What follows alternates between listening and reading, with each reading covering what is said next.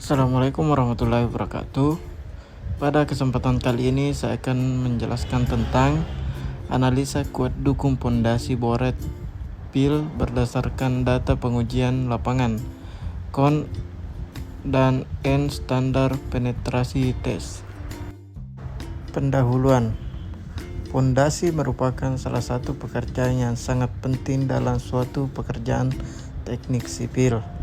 Karena pondasi inilah yang memikul dan menahan suatu beban yang bekerja di atasnya, yaitu beban konstruksi atas. Tujuan dari studi ini adalah yang pertama, menghitung kuat dukung pondasi boret PIL tunggal dari A. Data hasil sondir, B. Data hasil standar penetrasi tes. Kemudian tujuan yang kedua, membagikan hasil kuat dukung boret PIL tunggal dengan metode penyelidikan dari data sondir dan standar penetrasi tes. Tujuan pustaka 1. Umum, tentang pondasi secara umum.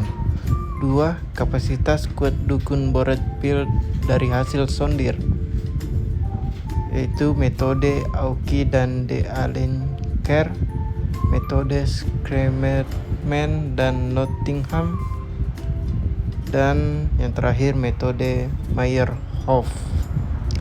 Ketiga, kapasitas kuat dukung boret PIL dari hasil standar penetrasi tes. Pertama, metode O'Neill dan Reis pada tahun 1989, metode Meyerhof 1976, metode Coyle and Castello 1981. Kemudian data dan analisa data perencanaan teknis boret PIL. Data teknis boret PIL yang akan diuji dalam perhitungan: A. Panjang boret PIL sama dengan 20 meter, B. Diameter boret PIL sama dengan himpunan kosong dalam kurung 40, 60, dan 80 cm. C. Jumlah titik sama dengan titik sondir S3. D. Mutu beton sama dengan K 350. Metode pengumpulan data. A. Cara analisis dalam perencanaan pondasi boret PIL. Ada beberapa langkah yang akan dilakukan, di antaranya: yang pertama, menghitung kapasitas kuat daya dukung boret PIL. Yang kedua, membandingkan hasil perhitungan kuat dukung pondasi boret PIL dari beberapa metode, di antaranya dari data sondir dengan metode Meyerhof dan metode Sherman dan Nottingham. Kemudian dari data standar penetrasi tes dengan metode O'Neill dan Reis, metode Meyerhof dan metode Coyle dan Castello. Kemudian B. Lokasi titik sondir yang dilaksanakan pada proyek pembangunan gedung dan perbekalan 7 lantai terdiri dari 5 titik.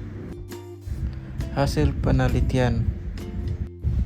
Metode perhitungan kuat dukung untuk data sondir menggunakan metode Smeatman dan Nottingham serta metode Meyerhof. Untuk data SPT menggunakan metode O'Neill dan Reis, metode Meyerhof,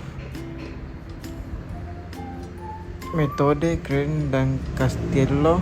Berdasarkan data sondir diperoleh hasil perhitungan dari metode Smeatman dan Nottingham. Titik sondir S3 QU sama dengan 2026,44 kN. Dengan metode Meyerhof diperoleh QU sama dengan 2276,20 kN. Sementara untuk data SPT diperoleh dari hasil perhitungan metode O'Neill dan Reis, Q sama dengan 476,21 kN. Metode Meyerhof, Q sama dengan 1948,87 kN. Dan metode Keil dan Castillo, Q sama dengan 734,37 kN. Dari hasil perhitungan kapasitas kuat dukun Boret Pil dari data sondir, metode Smetman dan Nottingham lebih optimis. Begitu pula metode O'Neill dan Rice untuk data NSPT dengan safety faktor yang relatif kecil.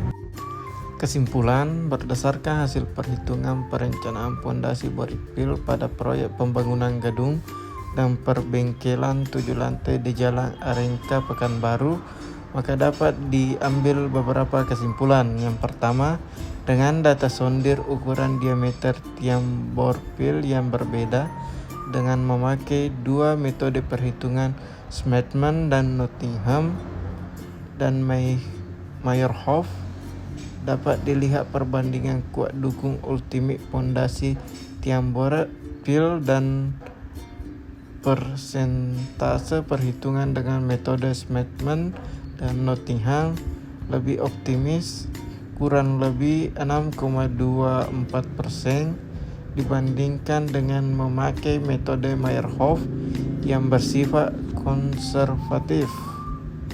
Kedua, begitu pula dengan hasil perbandingan perhitungan kapasitas kuat dukun tiang Boret Pil dari data NSPT dengan memakai metode O'Neill dan Rice, metode Meyerhof, dan metode Keil dan Castello. Metode O'Neill dan Rice lebih optimis dengan safety factor yang relatif lebih kecil.